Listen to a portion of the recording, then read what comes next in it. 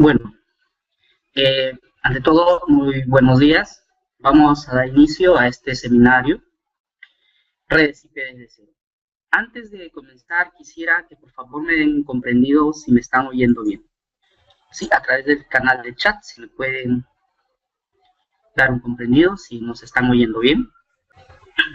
Sí, muy bien. Entonces vamos a dar inicio a este seminario. Bueno, vamos a explicar un tanto las motivaciones del seminario correspondiente.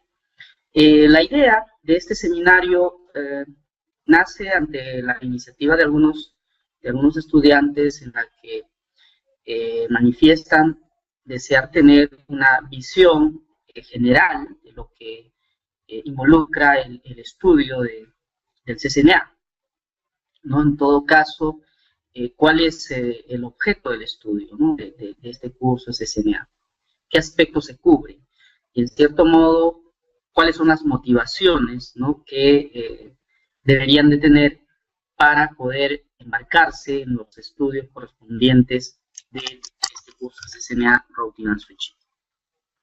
Hemos hecho un resumen de los diferentes aspectos a considerar, ¿no? como motivación de esto, ¿no? Adentrándonos en algunos puntos, algunos aspectos ya un tanto técnicos que buscan lógicamente dar esa visión de hacia qué puntos pretende en este caso cubrir, ¿no? este curso. Previo a esto, me voy a permitir algunos minutos, ¿no? para poder dar una explicación de lo que el Cisco Networking Academy está haciendo, ¿no? Lo que el Sistema SUNY está haciendo, en este caso, en el objetivo de lograr la transferencia de conocimientos, la transferencia tecnológica que Cisco a través de este programa intenta hacer. Bien. ¿Qué es lo que Cisco ofrece? Cisco Networking Academy es una iniciativa de Cisco System, una iniciativa sin ánimo de lucro, sin fines de lucro. A través de este programa, Cisco no busca lucrar, pero sí busca ciertamente hacer transferencia tecnológica. Pero ¿cuál es la motivación de Cisco System para hacer esto? Lógicamente, Cisco como fabricante de productos de networking requiere de toda una legión, ¿no? de profesionales que entiendan de los aspectos relacionados al soporte de toda esta infraestructura de comunicaciones, ¿no? Entonces, por más que Cisco tenga la voluntad ciertamente de querer realizar esto por sus propios medios, materialmente le sería imposible atender a toda la población mundial, ¿no? A donde sus equipos llegan y se instalan y se usan. Es así que nace esta iniciativa, ¿no? Entonces, esta iniciativa lo que busca es alcanzar a las diferentes academias que son los partners, vamos a decir, de Cisco Networking Academy, alcanza toda la información debidamente organizada a través de su plataforma, ¿no? Para motivar el estudio en las academias, ha establecido todo un programa de descuentos, ¿no? para los exámenes de certificación internacional. Comprometida también con la formación de instructores y de soporte a todas las consultas que estos puedan tener, ¿no? Nuestra organización, Sistema SUNY, lo que brinda lógicamente para poner al alcance todo esto y dar cumplimiento a esta iniciativa de Cisco System son las aulas para la formación presencial, los instructores, se encarga lógicamente de administrar los fondos necesarios para poder lograr tener el equipamiento necesario, la conexión a internet, toda la infraestructura que es necesario para llevar a cabo los planes formativos.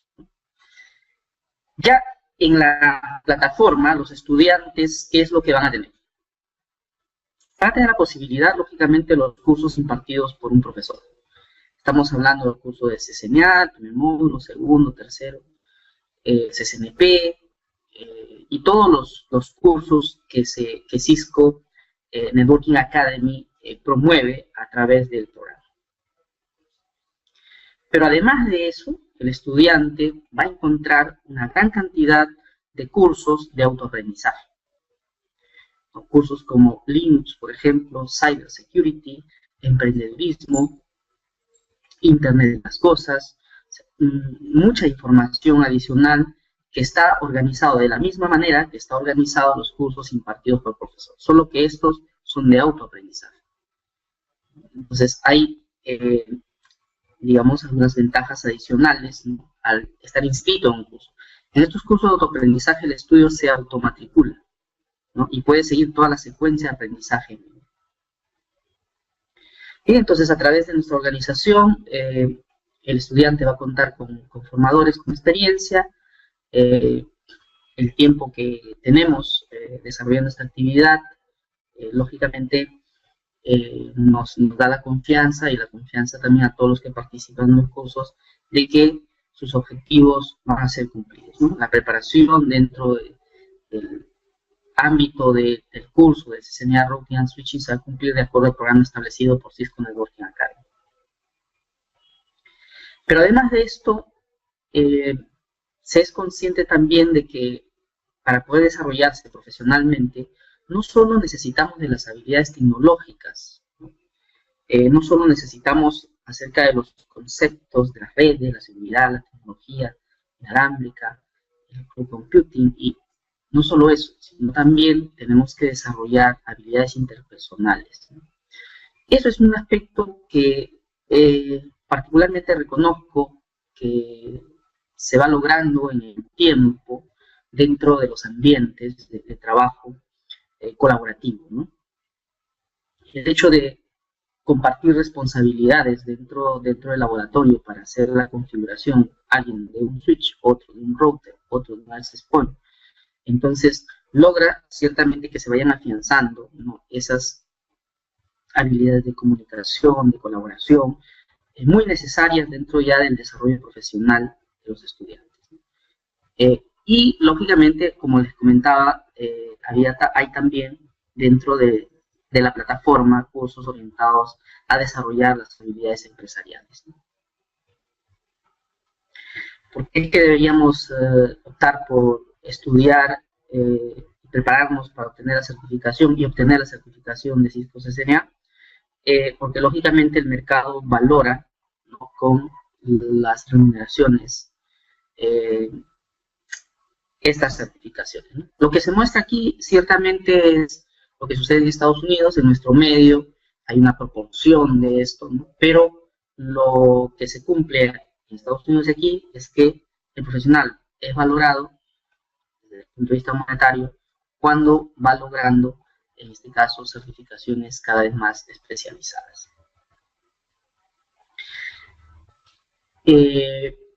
Ha habido cambios desde cuando se lanza el programa de CCNA, ¿no? Cuando se lanza inicialmente el programa de CCNA, las certificaciones que venían después, que eran las certificaciones de especialización, requerían que usted tenga la certificación CCNA, ¿no? Entonces, el tiempo promedio para lograr la certificación CCNA era de un año más. Tiempo bastante largo realmente, ¿no? Las personas en la actualidad, en un año pueden tener diferentes expectativas y sus, digamos, condiciones laborales pueden cambiar en el tiempo. Entonces, esto le ha llevado a Cisco a plantear un programa de rápida empleabilidad, ¿no? Entonces, para esto, ya no es más la certificación CCNA la que es la certificación base para las certificaciones especializadas, sino más bien la certificación CCNA.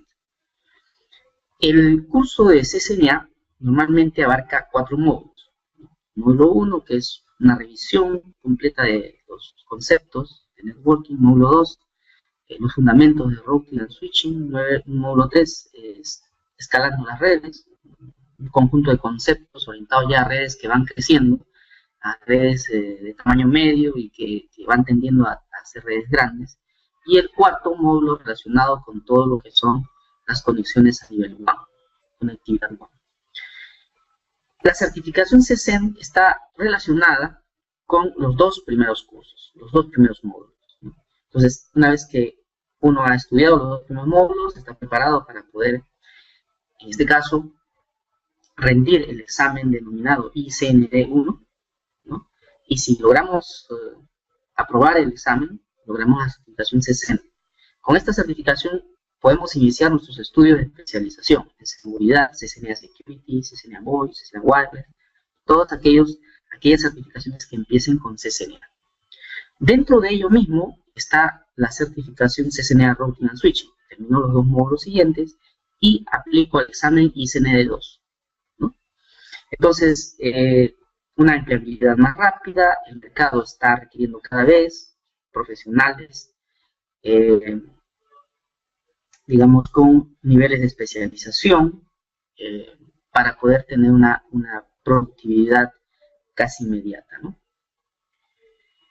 Bien, aquí les muestro la secuencia de certificaciones. Hay algunas que tienen requisitos, ¿no?, para obtenerse, hay otras que no, directamente, por ejemplo, CCNA Cloud, CCNA Collaboration, CCNA Cyber Operation, en este caso son certificaciones de tipo CCNA que no requieren ninguna certificación previa. CCNA Data Center, por ejemplo. Pero hay otras que sí, ¿no?, como el CCNA Routing and Switching, CCNA Security, CCNA Wireless, sí, como se observan, tienen ahí los requisitos correspondientes. Y lo mismo hacia las certificaciones profesionales expertas, ¿no? Acerca de los exámenes de certificación.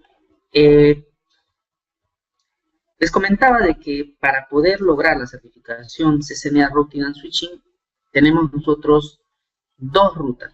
Una ruta es dar dos exámenes, un primer examen denominado ICND1, ¿no?, que es el examen con código 100-105, que comprende a los módulos 1 y 2 de la preparación CCNA Routing and Switching, y luego dar el examen ICND2, código 200-105, ¿no?, con lo cual podemos lograr la certificación CCNA Routing and Switching. La otra ruta es dar el examen compuesto. El examen compuesto es rendir el examen 200-125, ¿no? Y si logramos la puntuación necesaria, lograremos la certificación CCNA Routing and Switching.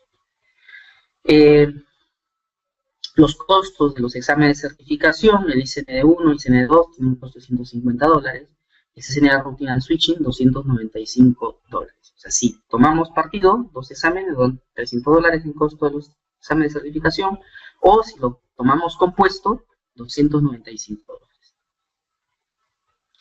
El examen de certificación consta de aproximadamente entre 55 a 60 preguntas, aproximadamente, ¿no? Y la duración es de 90 minutos. La puntuación mínima que hay que obtener es 825 sobre 1000, ¿no? Esa es la puntuación mínima. Bien, por ejemplo, aquí les voy a mostrar muy rápidamente, ¿no?, los temas correspondientes al examen ICND1, ¿no?, que es el examen de código 100-105, para la certificación CCEN, ¿no?, que vendría a ser esta primera parte, ¿cierto? ICND1, estamos hablando de lograr esta certificación base. Bien, entonces aquí tenemos que este examen, en este caso comprende de 45 a 55 preguntas, 90 minutos, y estos son los temas y la composición, ¿no? Dentro de este examen tenemos 5 puntos a evaluar. El primero es los fundamentos de red, Network Fundamentals, 20% de contenido. Fundamentos de conmutación LAN, 26%. Fundamentos de enrutamiento, 25%. Servicios de infraestructura, 15%. Y mantenimiento de infraestructura, 14%. ¿No? Esa es la distribución, en este caso, del contenido del examen. Cada uno de los temas se subdivide de manera ya más específica, ¿no?, en una serie de puntos, todos ellos cubiertos dentro del desarrollo del curso de CCNA, módulo 1 y módulo 2. Acá fundamentos de conmutación LAN, con todos sus temas, ¿no?, fundamentos de enrutamiento, con todos sus temas, servicios de infraestructura, del mismo modo, ¿no?, y mantenimiento de la infraestructura también, ¿no? Entonces, los temas, los tópicos de los exámenes están ahí, son conocidos, ¿no? Y pues si deseamos lograr la certificación, simplemente hay que ponerse a estudiar. No es imprescindible que los estudios usted los realice en una academia, el Cisco Networking Academy. Si usted tiene los conocimientos, las competencias, dentro de todos los ámbitos que hemos mostrado, usted puede, en este caso, tomar el examen de certificación directamente, ¿no? El contenido de los cursos son 4 cursos. La denominación es Introducción a las Redes, nosotros le denominamos en Sistemas CCNA módulo 1, enrutamiento, fundamentos de enrutamiento y conmutación, que viene a ser el curso de CCNA 2, con sus contenidos, ¿no? Aquí el contenido está orientado básicamente a los fundamentos de las redes IP. En esta parte se centra ya en los aspectos de enrutamiento y conmutación, configuración de ruteadores, configuración de switches, ¿no? Escalando las redes, este es nuestro módulo 3, y conectando las redes es el módulo 4, ¿no? Aquí se extienden más los conceptos vistos en el módulo anterior relativo a todo lo que es conmutación y enrutamiento. Vamos a decir que viene a ser la parte intermedia, ¿no? La parte intermedia de lo que es switching y la parte intermedia y un poco de avanzado de lo que es routing. Y en la parte de conectando las redes vemos las diferentes alternativas que se tienen para la conexión a través de la WAN, los protocolos que se utilizan, ¿no?, las formas actuales de conexión segura a través de la internet, la parte de seguridad de red, calidad de servicio, diagnóstico y solución de problemas. Entonces, ese es el contenido del curso. Y para lograr los objetivos formativos, lógicamente, las academias cuentan con una infraestructura de equipamiento, ¿no?, con los cuales los estudiantes van a llevar a cabo sus actividades, ¿no? También Cisco Networking Academy provee de un simulador, Packet Tracer, un simulador bastante versátil, que tiene una buena integración con los iconos que representa, pero es limitado en cuanto a sus funciones y protocolos. Muy fácil de instalar y usar. Para el objeto del aprendizaje del CCNA en sí, muy bueno, ¿no? Mejor, lógicamente, trabajar directamente con los equipos, ¿no? Pero hay que practicar. Muchas veces no tenemos el acceso permanente a los equipos y esa práctica la podemos hacer adicionalmente utilizando los simuladores. Si queremos ir más allá y explorar algunas otras funciones, configuraciones, entonces se tiene también el emulador. Un emulador muy conocido es el GNS3, ¿no?, en el cual nosotros podemos correr los sistemas operativos, los firmware, en este caso de los routers, ¿no?, y el switch, ¿no? Hay una limitación con respecto a qué IOS puede correr el GNS3, pero con los que puede hacerlo tenemos en realidad una buena cantidad de posibilidades de hacer todas las pruebas de forma bastante completa, ¿sí? Aquí es como estar en un router o en un switch mismo. Son pocos los modelos de equipos Cisco que son soportados. Productos no Cisco también son soportados.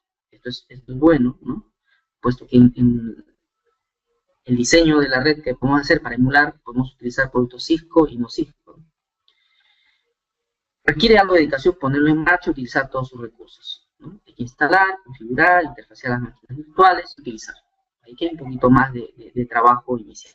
Bueno, es lo que un tanto quería informarles con respecto a la iniciativa de Cisco Networking Academy y qué es lo que nuestra academia está haciendo dentro de este proceso. Ya tenemos más de 15 años dentro de esta actividad y se va a seguir haciendo probablemente por los próximos años aún. Bien. Empezamos entonces con nuestro tema central. Las redes IP. Las redes IP.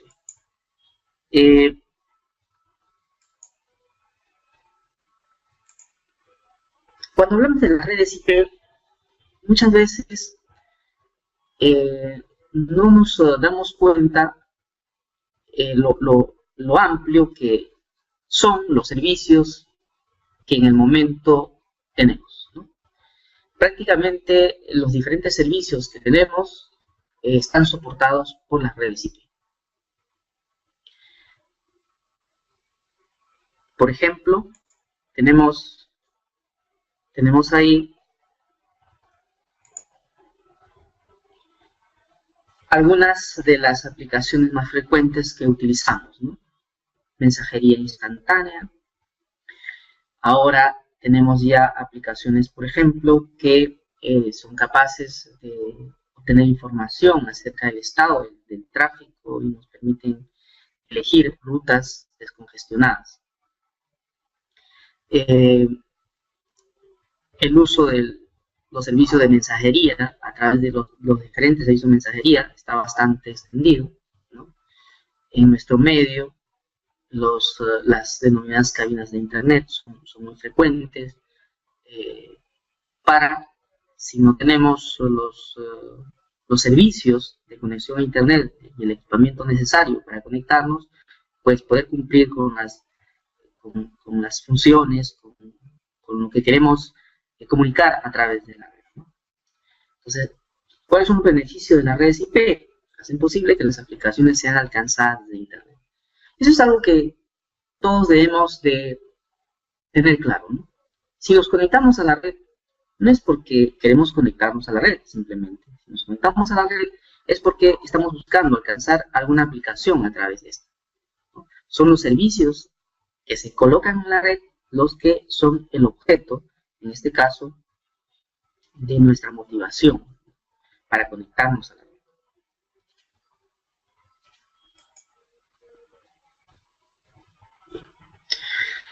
Las redes IP en el trabajo.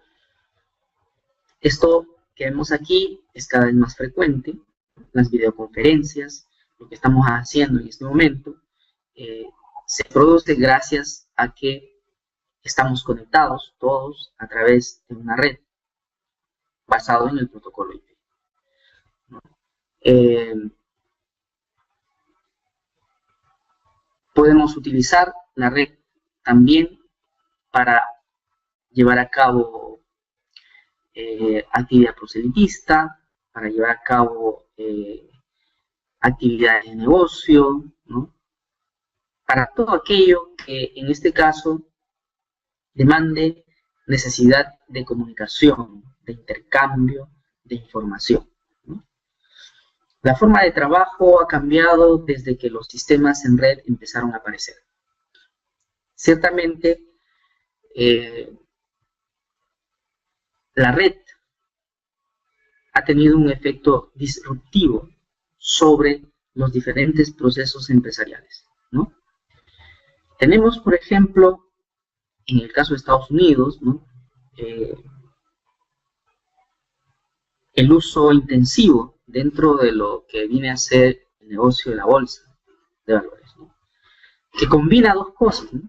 Computación de alto rendimiento y red de alta velocidad, para poder realizar y llevar estrategias de negocio en las cuales los procesos de venta y compra de acciones pueden hacerse en lapsos de tiempo, muchas veces que no llega a un segundo, ¿sí? Como estrategia de negocio. Entonces, la tecnología de redes puede significar una ventaja competitiva para aquellos que la tienen sobre aquellos que no la tienen, ¿no? Y no solamente el tenerlo, ¿no?, sino el explotar los diferentes servicios a través de ella. Tenemos ahí las redes de trabajo, por ejemplo, los sistemas de biovigilancia muy frecuentemente usados en estos días, ¿no? Los sistemas de comunicación del personal policial, las redes fuera del trabajo. En el ámbito del ocio también tenemos, ¿no?, que este es muy utilizado. Los jóvenes en particular utilizan mucho en sus periodos de ocio, sus tiempos de ocio, la red para hacer comunicación a través de sus redes sociales, hacer juegos en línea, ¿no? Existen inclusive algunas páginas que nos permiten ver el estado del tiempo, los lugares a donde suele uno vacacionar. Y uno puede decidir prácticamente observando cuál es el estado del tiempo en estos lugares, ¿no?, si va o no va, si viaja o no viaja. Todas las aplicaciones que se han ido desplegando a través de las redes IP tienen ciertamente un soporte. ¿Cuál es ese soporte? El soporte de todas las aplicaciones viene a ser la red, las redes. Sin las redes, las aplicaciones no van a estar alcanzables a toda la comunidad que desee usar, ¿no?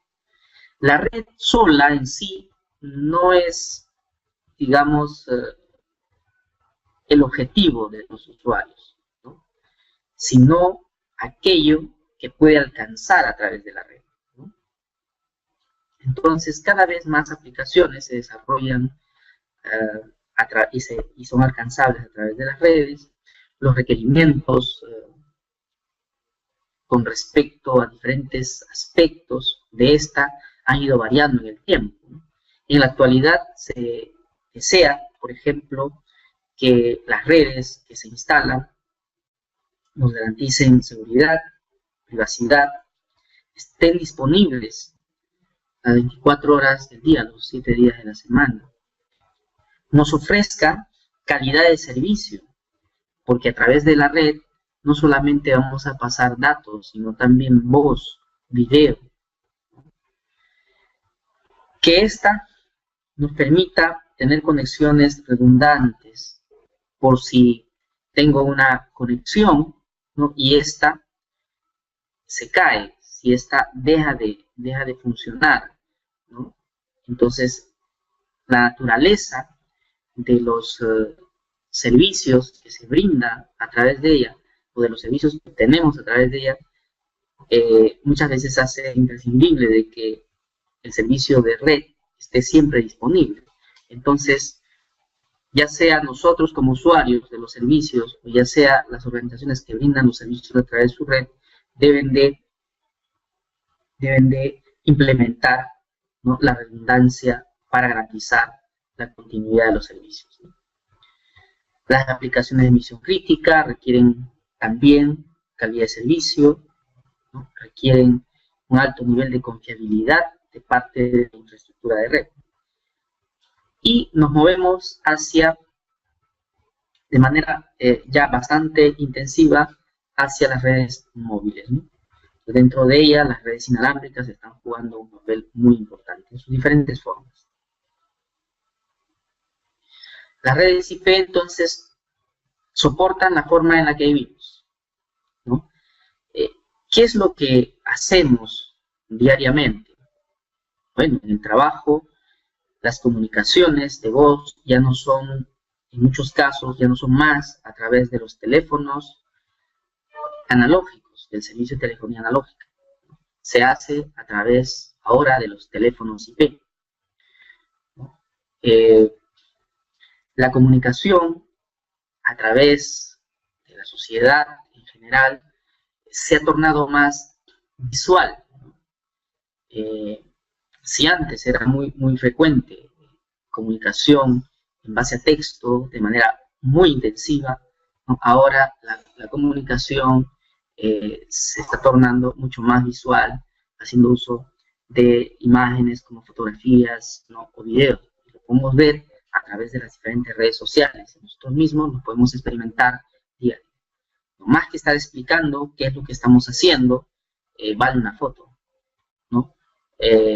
Más que explicar cómo nos estamos sintiendo, ¿no?, dentro de un viaje de paseo, por ejemplo, pues un pequeño video de dónde estamos, ¿no?, y cómo estamos, es mucho más expresivo que muchas palabras, ¿no? Entonces, las redes IP transportan tráfico de diferentes fuentes, ¿no?, y por lo tanto deben estar preparadas para esto. Hablamos entonces de las redes convergentes, ¿no?, de las redes a través de las cuales va a pasar tráfico de voz, video, datos, ¿no?, y que lógicamente debe de garantizar a cada uno de estos servicios la calidad que corresponde. Entonces, la naturaleza de los equipos, routers, switches, ¿no?, en el tiempo, ¿no?, han ido variando en cuanto al cumplimiento de estos requerimientos. O sea, las redes de hoy transportan voz, video streaming, texto, gráfico. ¿Y qué es lo que encontramos en una red IP? Y que podemos identificar como los componentes de la misma. Dentro de la representación de la red, ¿no?, vamos a encontrar siempre diagramas como los que mostramos aquí, ¿no? Algunas veces representado por una nube, ¿no?, la nube, en el que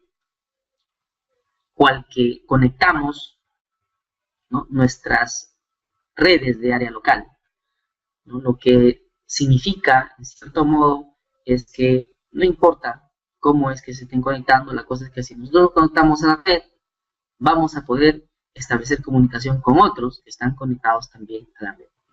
Entonces, por este lado, tenemos a los dispositivos de networking, ¿no?, en el ámbito de las redes WAN. Por este lado tenemos a los usuarios, fíjese, a los usuarios. Los usuarios en las redes IP siempre se conectan a través de una red LAN, ¿no? Y el elemento, digamos, representativo de la red LAN viene a ser el switch Ethernet, ¿no? Entonces aquí identificamos a los diferentes dispositivos de usuario final, ¿no?, los dispositivos finales, un servidor, una estación de trabajo, un teléfono IP, impresoras en red, ¿no?, cámaras de videovigilancia, un smartphone. Todos estos van a ser los dispositivos finales que típicamente se van a conectar a través de una red de acceso hacia la gran red, ¿no?, los dispositivos finales. La conexión entre ellos ciertamente se hace utilizando medios, ¿no?, como el cableado correspondiente. Aquí vamos a necesitar cable para conectar, u otros medios no guiados, ¿no?, como la transmisión de ondas de radio. En el caso de los smartphones, a través de las redes inalámbricas, ¿no?, vamos a tener la posibilidad de conectarnos a esta de esa manera. ¿Qué otros dispositivos identificamos en una red IP? Los dispositivos intermediarios. El switch es un dispositivo intermediario típicamente ubicado dentro de lo que se conoce como las redes de área local, Local Area Network. Las redes de área local sirven para conectar dispositivos adyacentes, permiten y posibilitan la comunicación entre sí, y también, si este está conectado a un router, ¿no?, y este está conectado a una red mayor, va a permitir la comunicación de estos dispositivos con los dispositivos que están en otras redes. El switch, dispositivo intermediario, típico dentro del ámbito LAN. El router es un dispositivo intermediario también, pero este típicamente lo vamos a encontrar conectando hacia la red WAN o implementando la red WAN, ¿no? Entonces aquí tenemos los switches de configuración fija, routers para aplicaciones de, por ejemplo, implementación de sucursales, ¿no? No se muestra aquí, pero existe una gama de tanto switches como routers que pueden ser utilizados en las redes grandes o en los centros de datos. Otro componente de la red IP para la implementación de las redes inalámbricas, el access point. Cada vez es más común, ¿no?, ir a un lugar, ¿no?, y encontrarnos con que en el lugar hay el servicio de conexión, por lo general identificado como el servicio de conexión a Internet inalámbrico. ¿Cómo es que se logra esto? Mediante el despliegue de los access points en diferentes puntos del lugar donde se va a ofrecer ese servicio de conexión a Internet inalámbrico. Las velocidades que se logran en la actualidad para la comunicación inalámbrica han avanzado, se ha desarrollado bastante, ¿no? Se está en el orden ya de los gigabits por segundo, ¿no?, en las transmisiones inalámbricas. Existen ya algunas especificaciones y productos específicos, ¿no?, que permiten llevar a cabo transmisiones en el orden de los gigabits por segundo. A nivel de las redes de acceso, también tenemos tecnologías como el WiMAX, ¿no?, que hace posible la conexión hacia las redes y la Internet, lógicamente, en aquellos lugares en donde la conexión por cable no llega. O también para los usuarios móviles, ¿no?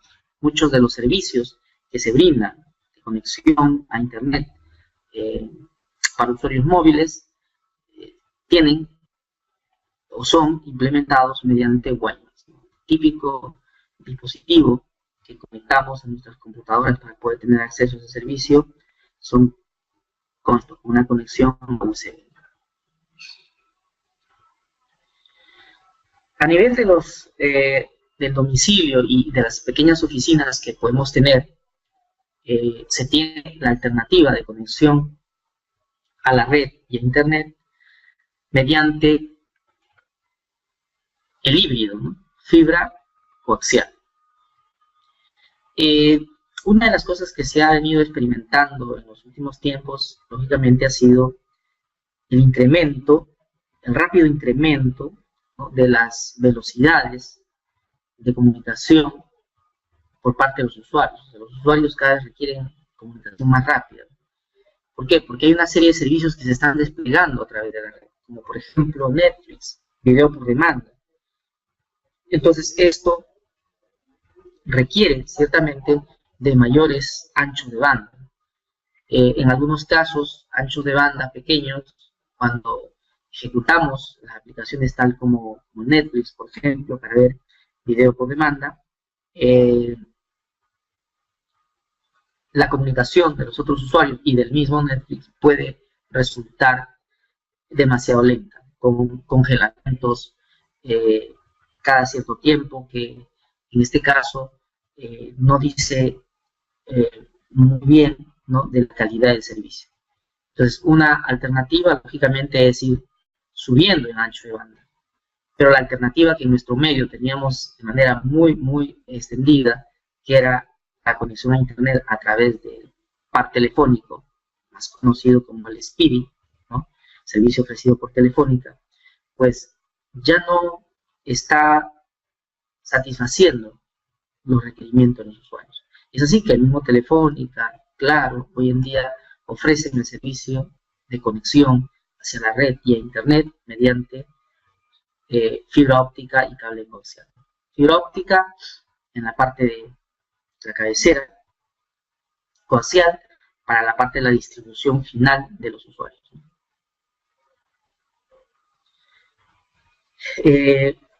La red de acceso ADSL todavía está vigente, ciertamente, ¿no?, pero con una tendencia, ¿no? Usuarios que, por ejemplo, quieren velocidades más allá de los 4 megabits por segundo, 8 megabits, 16 megabits, ya el par de cobre, ¿no? El par de cobre de las líneas telefónicas ya no da más, al menos en nuestro medio, de manera práctica se está observando eso, ¿no? Entonces, los operadores están haciendo transitar a estos usuarios del servicio ADSL hacia el servicio por cable coaxial. Y en aquellos lugares en donde no tenemos cable y la presencia de los operadores no llega ni con el cable módem, o no llega con el ADSL, pues la alternativa de conexión a la red es mediante enlaces satelitales. Alto costo y un alto nivel de retardo son características de este servicio, ¿no? Si tenemos que hacer comunicación de voz a través de esto, vamos a tener que ser conscientes de que ese alto nivel de retardo, ¿no?, va a generar una latencia en la comunicación de voz también, ¿no? Desde que hablamos algo hasta que el otro lado escuche, va a pasar un tiempo perceptible por los usuarios. Hay que acostumbrarse, si es que no hay otra alternativa más que hacer transmisiones de voz a través de enlaces satelitales. Bien, entonces dentro de las redes IP vamos a encontrar diferentes dispositivos, ¿no?, tales como los switches, por ejemplo, los switch LAN, conformando la red LAN, los routers interconectando las redes, los firewalls, implementando los mecanismos de seguridad detallados en las políticas de seguridad, los dispositivos finales, que son los que se conectan a la red, como las estaciones de trabajo, las portátiles, los servidores, los teléfonos IP, las impresoras en red, los routers inalámbricos que integran funciones de router, o de switch, como de access point también, ¿no? Típicamente estos dispositivos están orientados a los usuarios finales. Bien,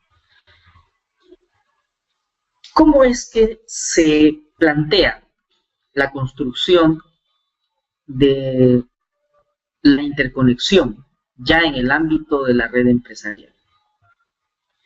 Una empresa, pongamos mediana a grande, va a tener un sitio principal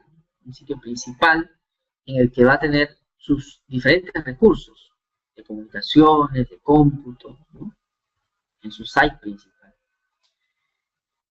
Esta empresa o compañía va a tener también sucursales. La principal podría estar en Lima, las sucursales en diferentes departamentos, ¿no? ¿Cuáles son las alternativas que se tienen para la conexión? Los operadores de los servicios de telecomunicaciones, Telefónica, Claro, y otros, ¿no?, ofrecen servicios para la conexión, de tipo privado, ¿no?, líneas dedicadas, que lógicamente presentan un costo relativamente alto. Dentro de sus características positivas, vamos a decir, rescatamos que vamos a tener garantizado el ancho de banda, ¿no?, en esas conexiones, para la conexión establecida. Pero no solo eso, ¿no?, la empresa también podría tener determinados recursos de información, determinados activos de información en centros de datos. Entonces, por ejemplo, como sus copias de respaldo, ¿no?, o algunos servicios que no constituyen el core del negocio, podrían estar en un centro de datos, ¿no?, a través de un servicio como hosting o como un servicio que se encuentra en la nube. Entonces, si es un data center, la conexión hacia ellos también podría hacerse a través de los diferentes servicios WAN privados.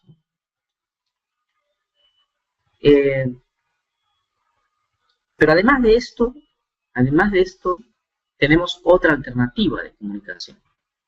Las redes IP han facilitado el desarrollo de múltiples formas de interconexión. Si bien es cierto, esta es una forma de interconexión más o menos segura, ¿no? Lógicamente más segura que la conexión a través de Internet, para los objetivos empresariales, uno de los aspectos que hay que velar es la seguridad de las comunicaciones.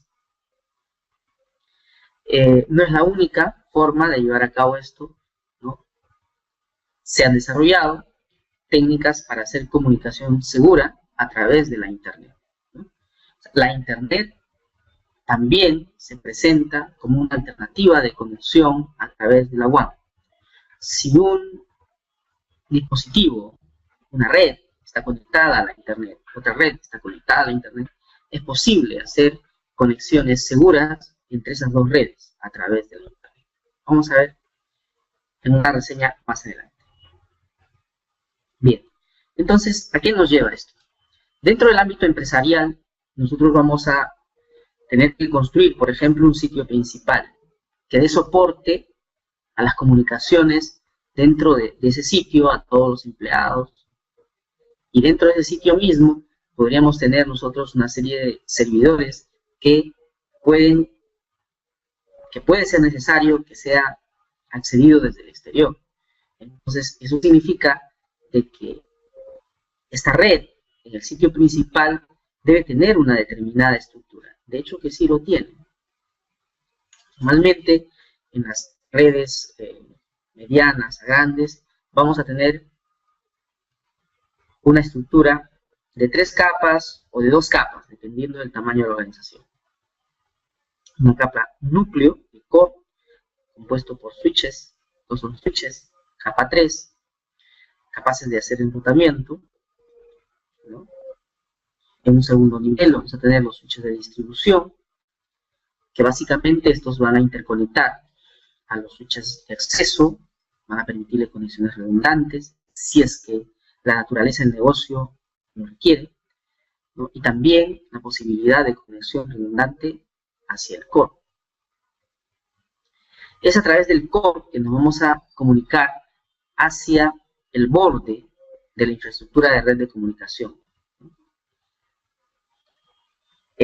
También a nivel del core es que nos vamos a conectar hacia la granja de servidores.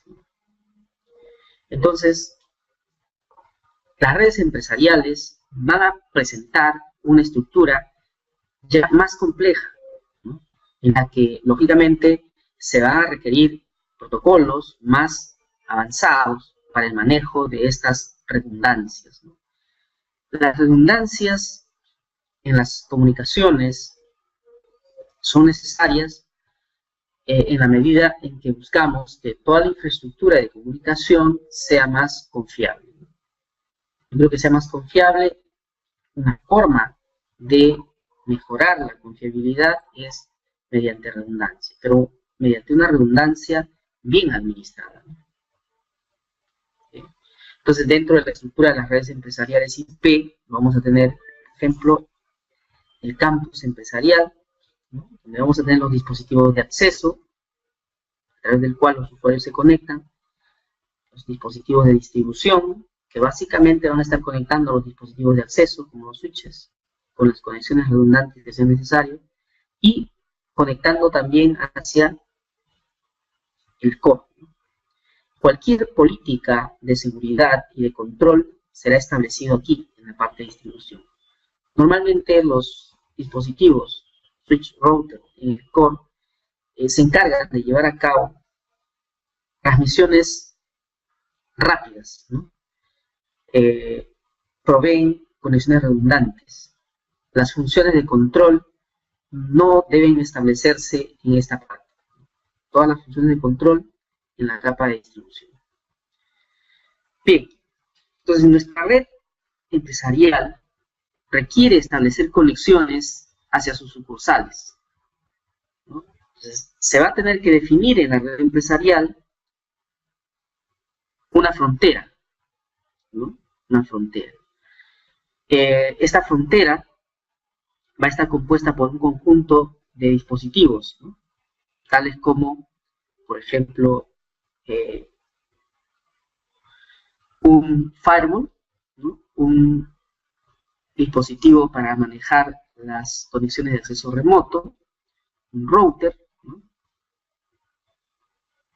Y a través de él establecer conexiones seguras hacia, por ejemplo, los ISPs para la conexión a Internet, ¿no? Seguras desde el punto de vista de la empresa, ¿no? Entonces, si nosotros ponemos aquí dispositivos de seguridad como los firewalls, por ejemplo, es porque deseamos evitar que desde el exterior personas no autorizadas accedan a los recursos de la empresa, ¿no? Entonces, hay un conjunto de dispositivos ya establecidos que son, digamos, orientados al uso dentro de lo que es el proceso de interconexión del campus empresarial con los proveedores de servicio y también con las sucursales. Por ejemplo, aquí a nivel del proveedor de servicio vamos a tener que nos podemos conectar a través de una red tal como Share Relay o ATM, o a través de la red de telefonía, o conexiones a Internet. Bien. Internet viene a ser la más grande red. En un primer momento, la primera red IP nace como iniciativa del Departamento de Defensa de los Estados Unidos como un proyecto militar, en donde se busca pues que se pueda construir una infraestructura de red en la que la operación de la infraestructura, ¿no?, sea independiente de cada uno de los nodos que se conectan, ¿no? La idea era de que si algún nodo es destruido en algún momento, pues los otros deberían de seguir trabajando sin ningún problema, ¿no? Y la estructura, la arquitectura de CPIP garantiza esa forma de operación, ¿no? En la actualidad tenemos una gran cantidad de routers que interconectan una gran cantidad también de redes LAN donde se encuentran los usuarios finales, ¿no? La infraestructura de interconexión normalmente le pertenece a los ISPs, a los Internet Service Providers, los proveedores de servicios de conexión a Internet. Nosotros nos conectamos a Internet a través de un operador al cual le vamos a pagar por el servicio, y ese servicio, el costo de ese servicio está determinado por el ancho de banda que nos brinda.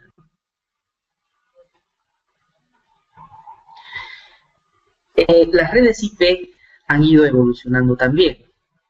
Esa evolución ha sido necesaria, pues necesaria, ya que estas han encontrado limitaciones que corresponden ciertamente al ámbito del diseño inicial. Las redes IPv4, que es en la que actualmente trabajamos, tienen la característica de que para identificar a cada dispositivo dentro de la red global utiliza identificadores de 32 bits. La cantidad de dispositivos que puedo identificar con 32 bits se obtiene mediante la expresión 2 a la n, 2 a la 32.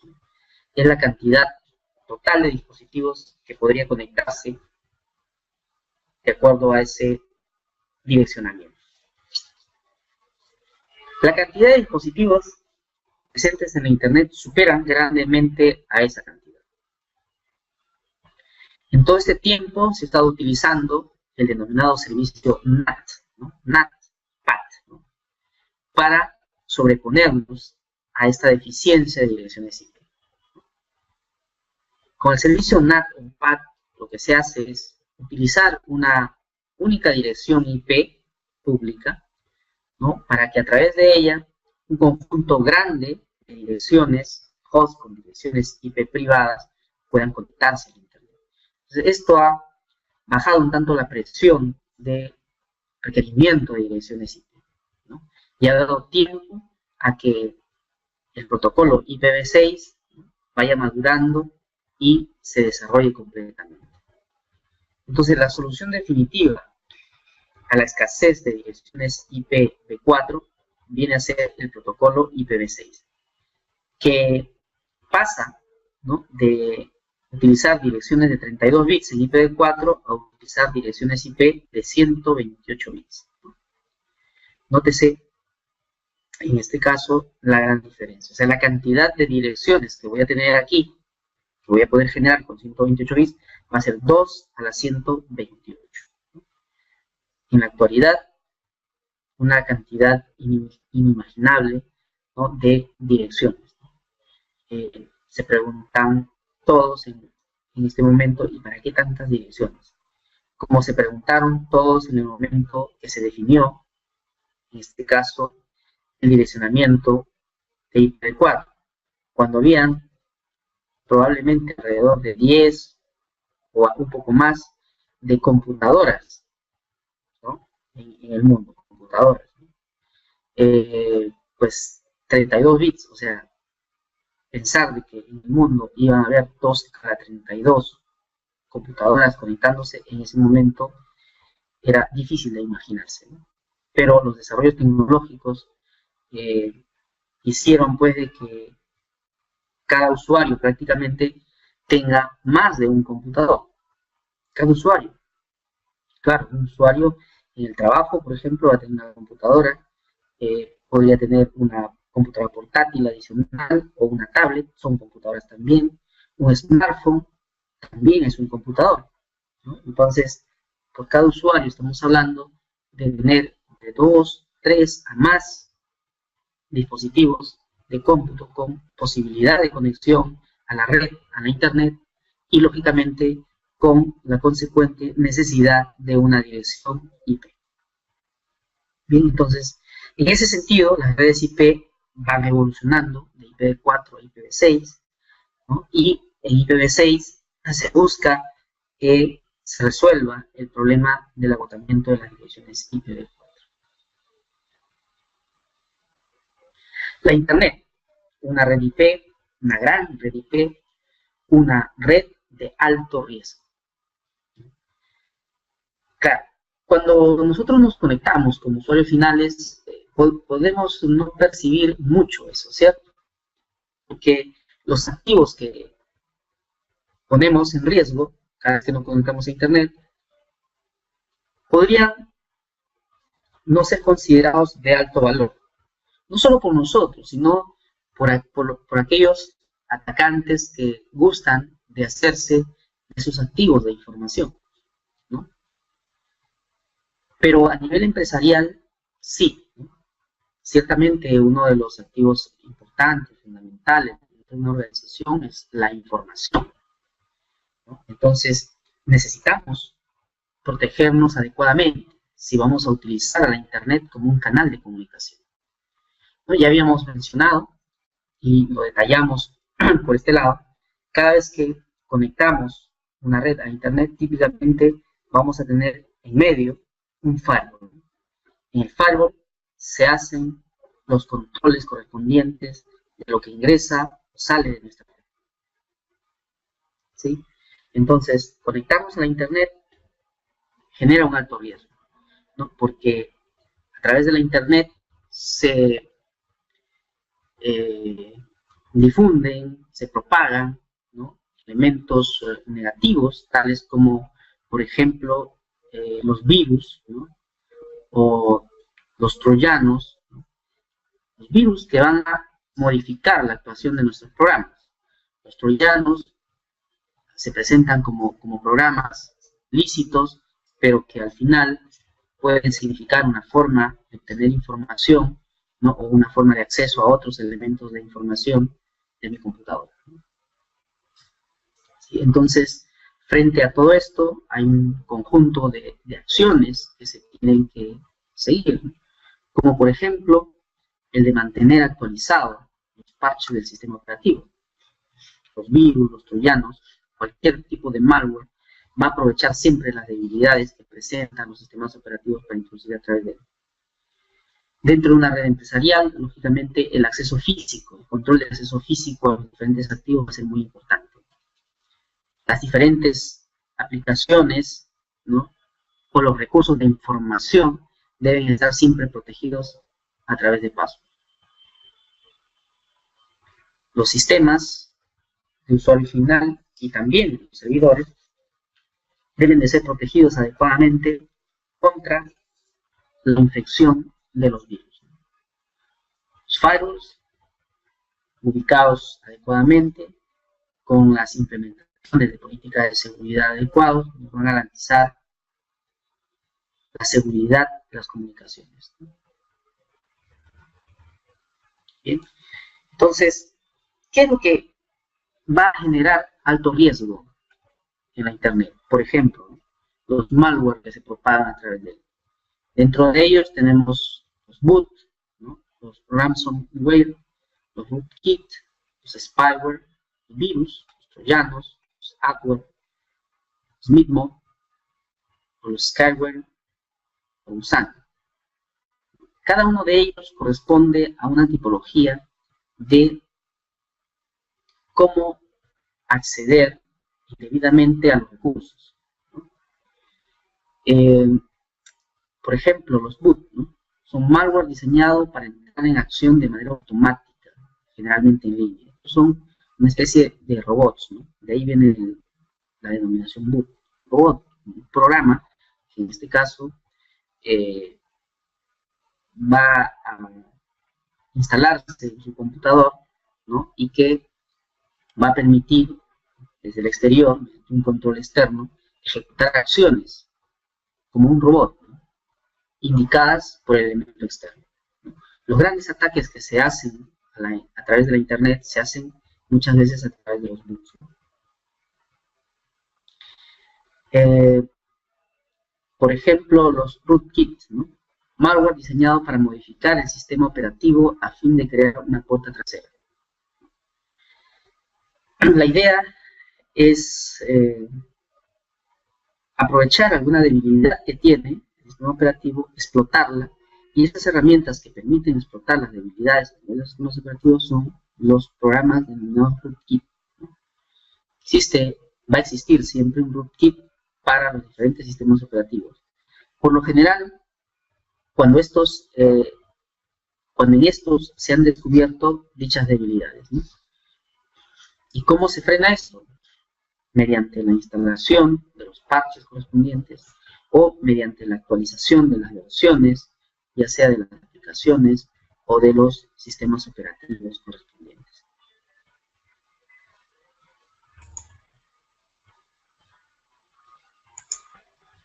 Bien. Un tipo de ataque, ¿no?, conocido viene a ser el de DOS, ataque de denegación de servicio, el Denial of Service, ¿no?, que en el tiempo también ha ido mejorándose por parte de los atacantes para hacerlo más letal, ¿no? ¿Sí? Entonces, por ejemplo, existen muchas herramientas que están dispersas en Internet para hacer esto, y cualquier atacante inexperto puede utilizarlo, con consecuencias, en algunos casos, que pueden ser ligeras, leves, y en otros, con consecuencias graves, ¿no?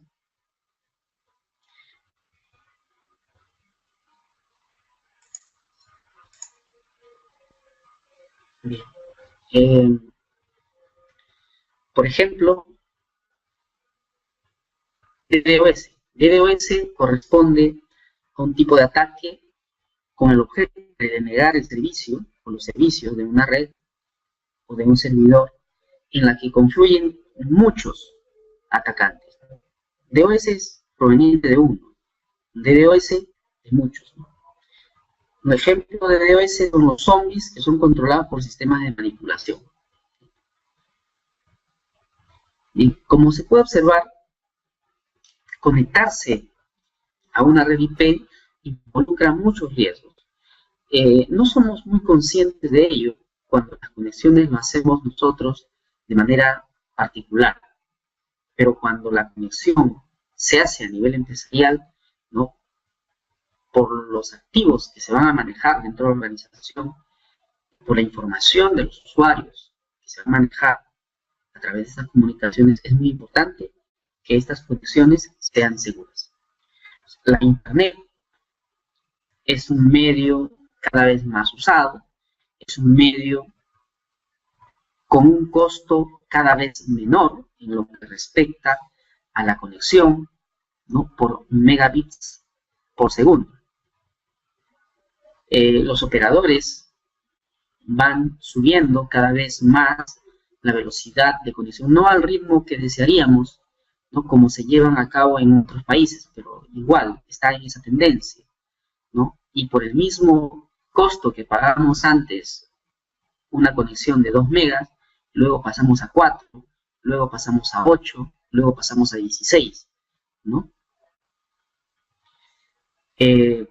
Entonces, como tal, se convierte, pues, en una forma de bajo costo, efectiva de comunicación, pero con alto riesgo. Entonces, en el tiempo también, para las redes IP, se han desarrollado los mecanismos correspondientes para poder hacer comunicación segura a través de la Internet. Y esto se puede relacionar con un término, las VPN o las VPN, las redes privadas virtuales. Las redes privadas virtuales hacen posible la comunicación segura a través de Internet. Podemos identificar dos tipos de VPN utilizados. El Site-to-Site VPN o el VPN Site-to-Site, en la que una vez que se ha establecido la conexión segura, por ejemplo, entre una sucursal, ¿no? y el sitio principal de la organización, todos los que están detrás, ¿no? del servidor VPN van a poder conectarse de manera segura utilizando ese canal previamente establecido, ¿no? Son entonces los dispositivos de borde como un router que implementa el servicio VPN, que se conecta a un firewall igual, ¿no? o a un servidor de VPN que establece ese túnel de comunicación seguro, que permite la comunicación de los que están detrás de él, sin que estos se percaten de la necesidad de hacer nada para comunicarse de forma segura, porque ya se aseguró el canal de comunicación, Site-to-Site VPN. La otra forma de asegurar las conexiones es mediante las VPN de acceso remoto. En este caso, el túnel de comunicación seguro se va a generar desde la estación de usuario final, a través, lógicamente, de una aplicación, de un cliente VPN que va a ser necesario instalar en él, y que este cliente VPN va a establecer el túnel de comunicación seguro hasta la VPN, ¿no? Dos formas, entonces, cuando pensamos en Internet y en la posibilidad de hacer comunicación empresarial a través de la Internet, también debemos de asociar el concepto de VPN, ¿no? Esta nos va a brindar un mecanismo de seguridad para comunicarnos a través de una red considerada insegura, como la Internet. ¿Y cómo es que se hace esto? Las VPN están fundamentadas en dos aspectos: técnicas de encriptación, ¿no? y el concepto de tunelado, ¿no? Las técnicas de encriptación, ¿para qué? Si la Internet es insegura, entonces yo voy a desear que aquel que, de cierto modo, pueda observar los datos en tránsito, en el proceso de comunicación, pues no entienda lo que está observando. Va a ser imposible que yo pueda controlar que alguien no observe la comunicación en tránsito. Eso puede ser posible en cualquiera de los nodos por donde nuestros datos van a pasar. Pero lo que sí puedo garantizar es de que cuando alguien observe, no entienda lo que está observando. Entonces, para ello, los datos van a encriptarse. Los datos van a encriptarse y van a viajar encriptados, ¿no? Pero cuando hablamos de los datos, estamos hablando de todo el paquete. Estas unidades de datos protocolares normalmente llevan la referencia del origen y del destino. El origen y el destino, en términos de las direcciones IP. Y si yo encripto todo esto, tanto el origen como el destino también va a estar encriptado. No va a poder ser accesible a esa información por el router para que pueda decidir la retransmisión, ¿no? Es en virtud de ello es que este dato, este paquete encriptado, va a tener que volver a encapsularse nuevamente en otro paquete IP con información adicional provista, en este caso, por el protocolo que se utiliza para la implementación de la VPN. En este caso, ESP, por ejemplo.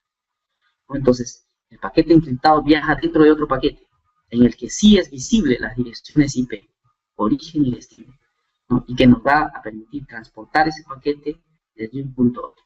¿Qué pasa si este paquete es observado? Bueno, si es observado, como la carga va encriptada, pues no se va a entender lo que se está transmitiendo. Bien. Dentro de todo esto, lógicamente, construir una red IP va a implicar movilizar diferentes tecnologías, ¿no? Como por ejemplo, dentro del ámbito de las redes LAN, va a significar interconectar dispositivos denominados switches, los switches Ethernet, que nos van a permitir implementar las redes de área local. Los dispositivos, como los hosts, los servidores, van a trabajar con protocolos tales como IP, pero en la parte del transporte de los datos en el ámbito local vamos a utilizar Ethernet. Las redes IP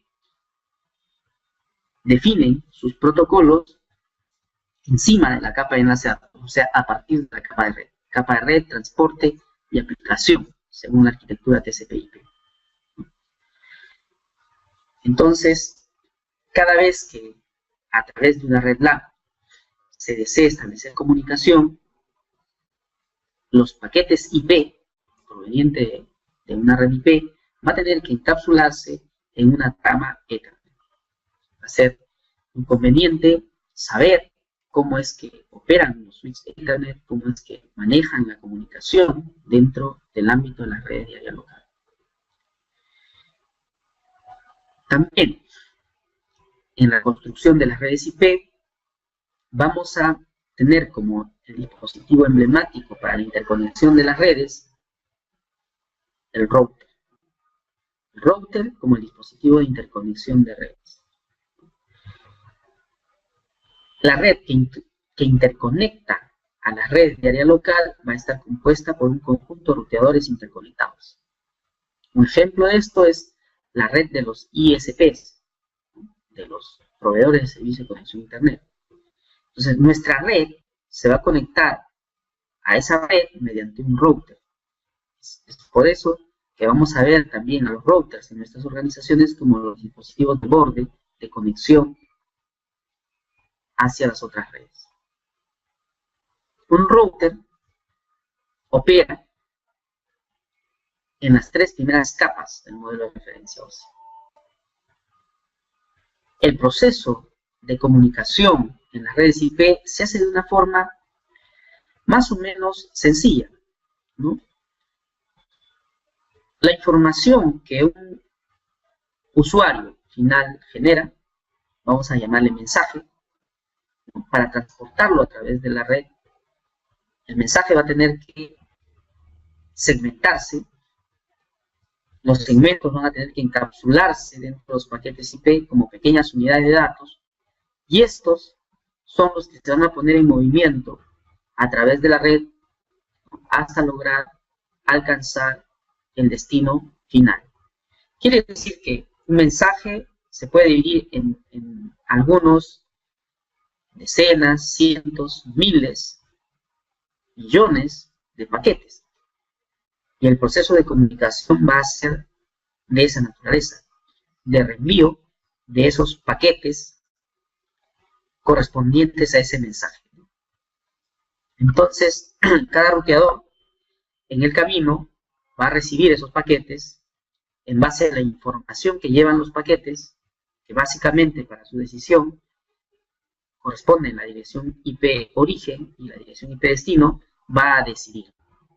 El ruteador decide la retransmisión, va a decidir a qué otro ruteador va a enviar ese paquete, si a este, o a este otro, o a este otro.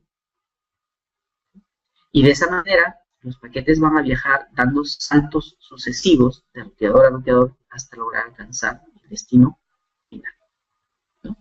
Entonces, esto es, en términos generales, lo que podemos referir a lo que es una red IP, ¿no? A los elementos que participan, a los servicios que habilitan, ¿no? Y a la forma como opera. Bueno, si hay preguntas, por favor, a través del canal de chat para irlas respondiendo una a una.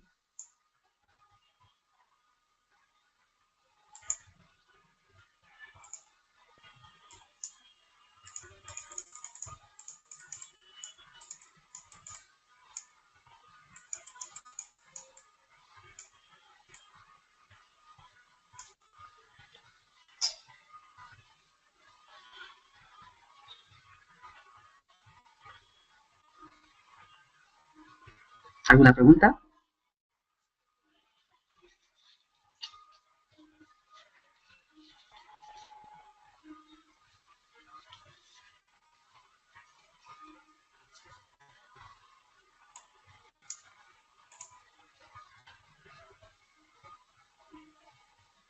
A ver.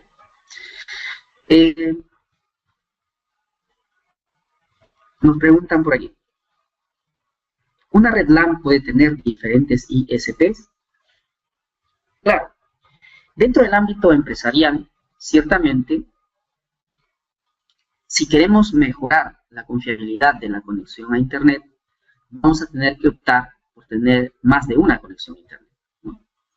Entonces, tener la misma conexión a Internet a través del mismo ISP podría ser no muy conveniente, porque si la falla se presenta de manera generalizada en el ISP, tener dos conexiones a través del mismo ISP no nos ayudaría mucho, ¿no?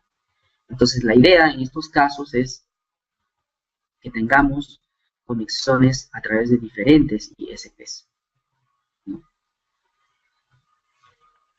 Por aquí otra pregunta. En el caso de Linux, ¿también necesitamos antivirus?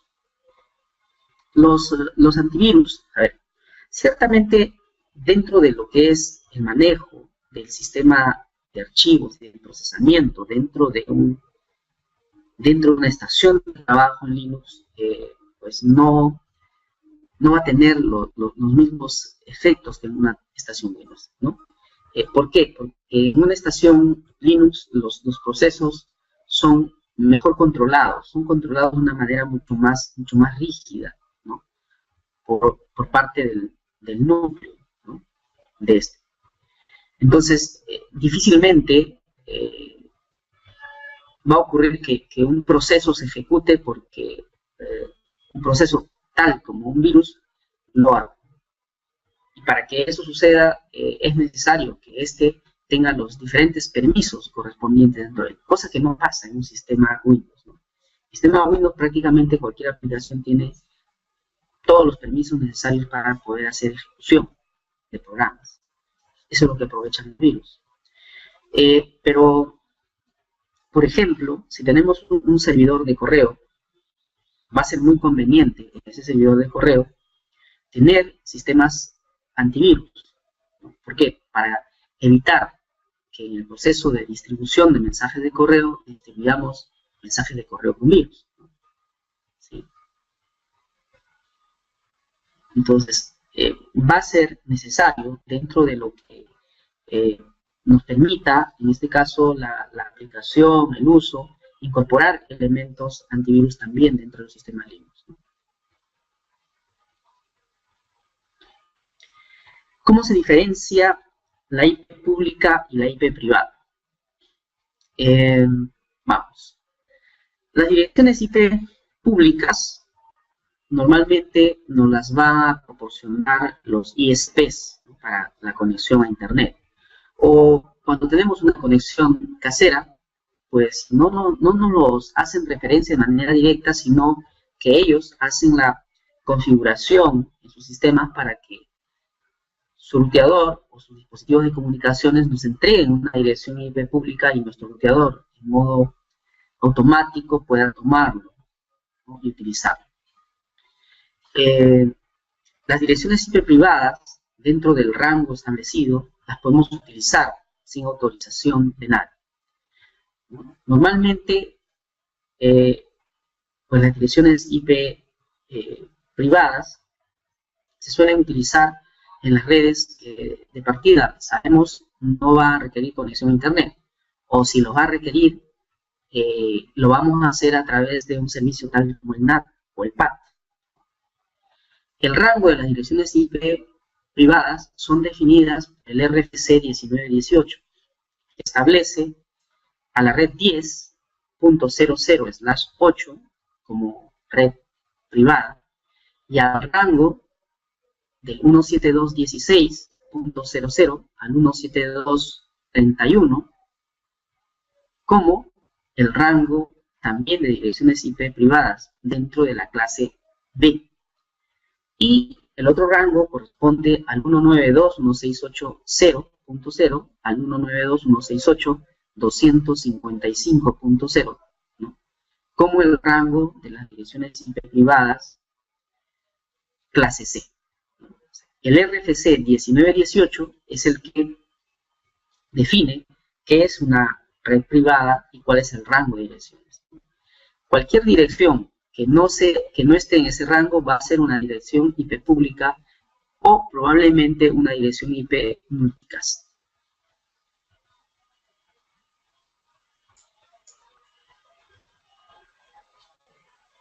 ¿Qué versión de Linux recomendaría? En realidad hay diferentes distribuciones de Linux la elección de cada una de estas se hace en función a lo que deseamos hacer, ¿no? Por ejemplo, si deseamos implementar servicios,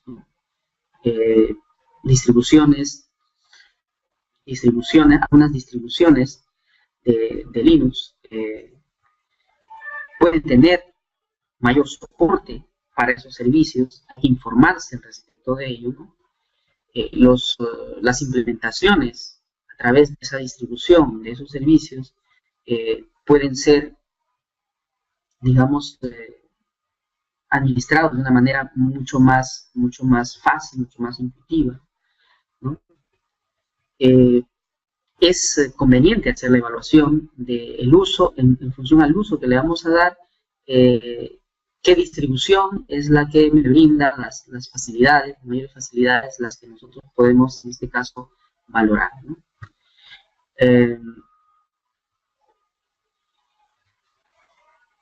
¿Actualmente ya se usa el IPv6?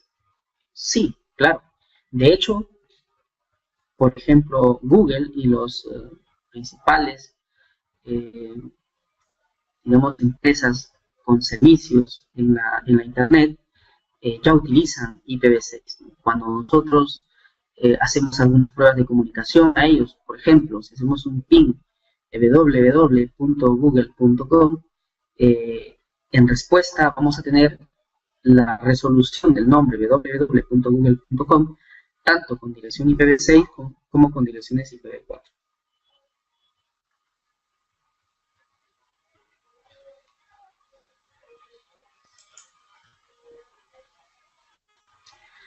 Para un proxy o firewall. En este momento, a ver, déjenme recordar.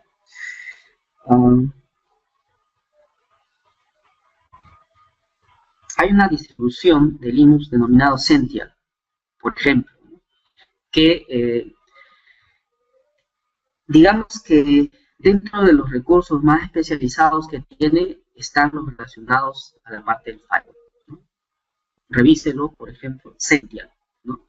Para lo que es firewall. ¿Cómo podría usar la IPv6 en una red normal o necesariamente con fibra? No. Las redes IPv6 no requieren ciertamente de que las conexiones sean a través de fibra, ¿no? O sea, las redes IPv6 se van a implementar a nivel del host, por ejemplo, en un sistema Windows, simplemente colocándole las direcciones correspondientes, ¿no? Así como en IPv4 existen rangos de direcciones IP privadas que nosotros podemos utilizar sin pedirle a nadie, en las redes IPv6 también existe como un rango de direcciones IPv6 privadas, ¿no? Que podemos utilizarlas para este efecto. Pero esto nos serviría para la comunicación entre los hosts, ¿no? Si deseamos ya conectarnos hacia la red, hacia la internet, es el operador el que nos tiene que proporcionar, en este caso, el rango de direcciones que vamos a utilizar. Pero internamente, o para hacer una intranet, podemos utilizar IPv6, podemos configurar tanto los hosts como los routers y el enrutamiento con IPv6. Y no requiere de fibra óptica.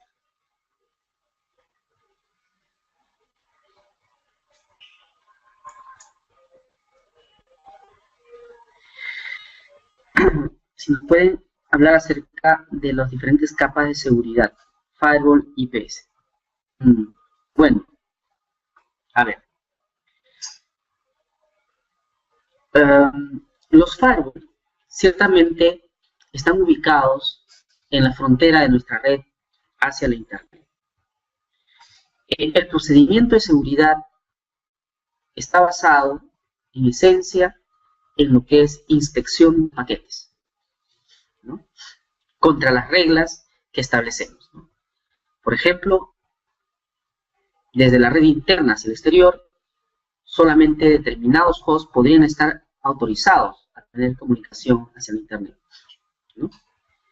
Desde el exterior hacia el interior, solo de determinadas redes o de determinadas direcciones IP podríamos tener permitido acceder a determinados servicios que se encuentran dentro de la red, ¿no? Y sobre esto pueden haber ciertamente algunas mejoras en cuanto a lo que viene a ser el filtrado, extendiéndose este control más allá de las direcciones IP, hacia los puertos, ¿no? Y más allá aún, hacia determinadas operaciones que pueden hacerse en las aplicaciones. Pero igual, sigue siendo simplemente inspección de paquetes uno a uno, ¿no?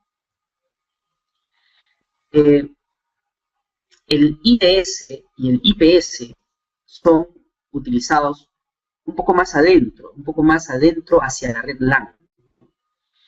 Y la idea, por ejemplo, de un IDS podría ser, un IDS viene a ser un sistema de detección de intrusos. Un IDS, por ejemplo, podría ser utilizado para monitorear el acceso hacia los servidores. Un IDS instalado en un switch puede recibir el tráfico derivado del puerto en el cual se conecta un servidor. Todo tráfico que ingresa o que sale del puerto donde se conecta el servidor puede ser copiado hacia el IDS. El IDS, mediante sus algoritmos y las firmas, trabaja de una forma un tanto similar a los antivirus, ¿no? Tiene una serie de firmas. Las firmas no son más que la identificación de los diferentes tipos de ataque complejo que en este caso se han podido documentar y se ha podido colocar en un algoritmo, ¿no? Entonces, cada conjunto de tráfico, cada tráfico que viene, se va a comparar contra, en este caso, estas firmas, para determinar si ese tráfico corresponde o no a un tipo de ataque complejo.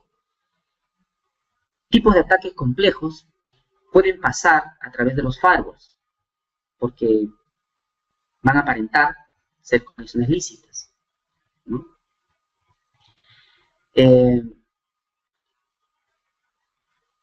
Una vez identificado una vez identificado el tipo de ataque, el IDS va a lanzar una alerta, va a alertar para que se tomen las medidas del caso. Esto es lo que lo diferencia de un IPS. Un IPS es un sistema de prevención contra intrusión. O sea, un IPS, además de hacer detección de intrusos, va a prevenir, o sea, se va a programar, en este caso, acciones frente a esto, ¿no? El IDS no. El IDS alerta para que otros elementos ejecuten acciones contra los ataques que se identifican. Como los algoritmos son en sumo complejos, algunas veces en este proceso de identificación pueden equivocarse, ¿no? Generando los denominados falsos positivos, ¿no? Un falso positivo es un patrón de tráfico que ha sido identificado como tráfico proveniente de un ataque, cuando realmente es un tráfico normal, muy propio de nuestra organización, ciertamente, pero tráfico normal, ¿no? Frente a eso, los IDS, los IPS tienen que ser sintonizados para evitar acciones apresuradas frente a este tipo de detecciones. O lo otro, ¿no? Los falsos negativos, ¿no? Aquellos en los cuales el mismo IDS o IPS no es capaz de reconocer que se trata de un ataque. Esto puede suceder, al igual que en los antivirus, ¿no? Cuando es una nueva forma de ataque implementado, ¿no? Y hasta que, en este caso, los fabricantes de los productos, de las firmas, el IDS, el IPS, no tomen conocimiento de esto, pues no va a estar disponible, nuestro sistema va a ser vulnerable.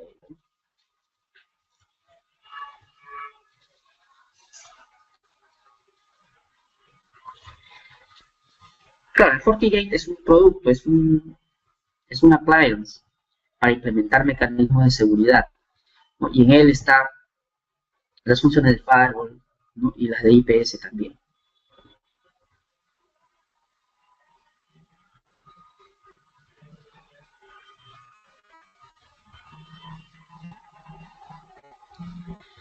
Si tengo una maqueta web amarrada a una base de datos y está infectada, o sea, sale una ventana de otra página, ¿qué antivirus es mejor para limpiar?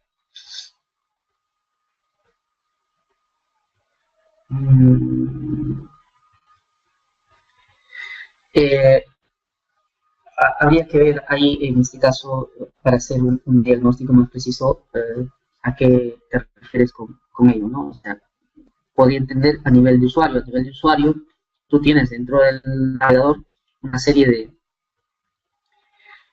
de opciones para evitar que, en este caso, algún cookie instalado te esté haciendo emerger esas ventanas y el enlace hacia otros sitios, ¿no?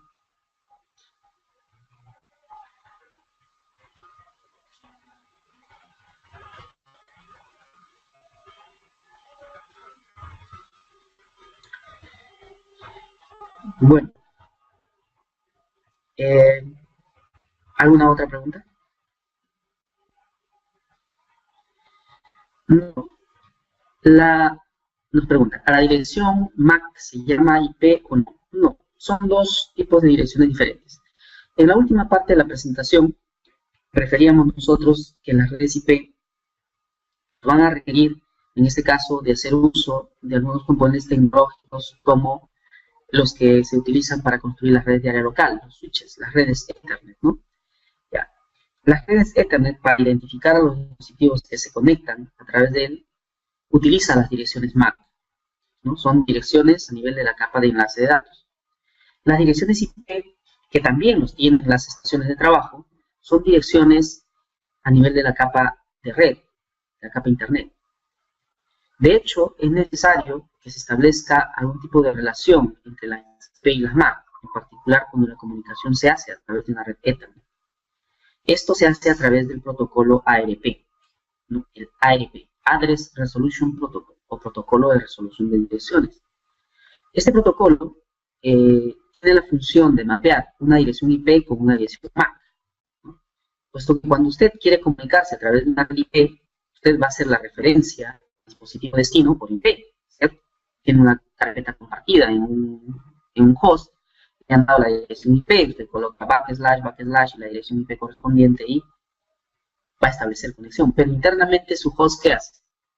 Utilizando la dirección IP, va a preguntar a la red, ¿no?